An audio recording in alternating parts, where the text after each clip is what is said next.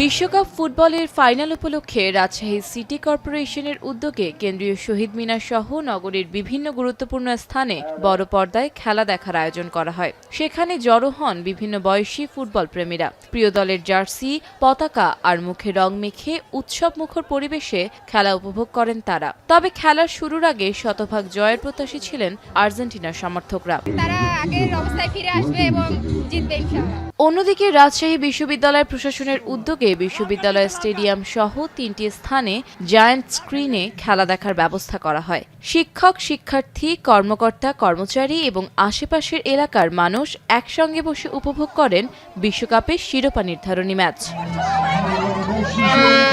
Match জুড়ে ছিল Argentina সমর্থকদের প্রবল উচ্ছ্বাস। প্রতিটি আক্রমণে করতালি, প্রতিটি সুযোগে ছিল গোলের প্রত্যাশা। কিন্তু স্পেনের বিপক্ষে পরাজয়ের পর মুহূর্তেই নেমে আসে নীরবতা। অনেক সমর্থক হতাশ মুখে মাঠ ছাড়েন, কেউ আবার প্রিয় দলের জন্য করতালি দিয়ে পরাজয় মেনে নেন। গত ইংল্যান্ডের সাথে যেভাবে খেলছিল ওইভাবে এক্সপেক্ট করছিলাম যে এইবারও ওইভাবে খেলবে। এটা প্রমাণ করছে ভালো খেললে শেষ পর্যন্ত সে উইন হবে। অন্যদিকে স্পেন সমর্থকদের ছিল বাদ ভাঙা আনন্দ।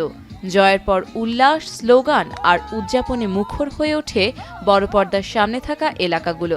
তবে কোথাও কোনো অপ্রীতিকর ঘটনার খবর পাওয়া যায়নি। তাদের এই ধারাবাহিকতা রক্ষা করবে এবং তাদের এখানে টুইস্টার যুক্ত হয়েছে। স্পেন খুব ভালো খেলতেছে, এরকম খেলা জীবনে দেখে নাই আমি। উৎসবমুখর ও শান্তিপূর্ণ পরিবেশে শেষ হয়েছে বিশ্বকাপ ফাইনাল দেখার আয়োজন। এখন রাজশাহী।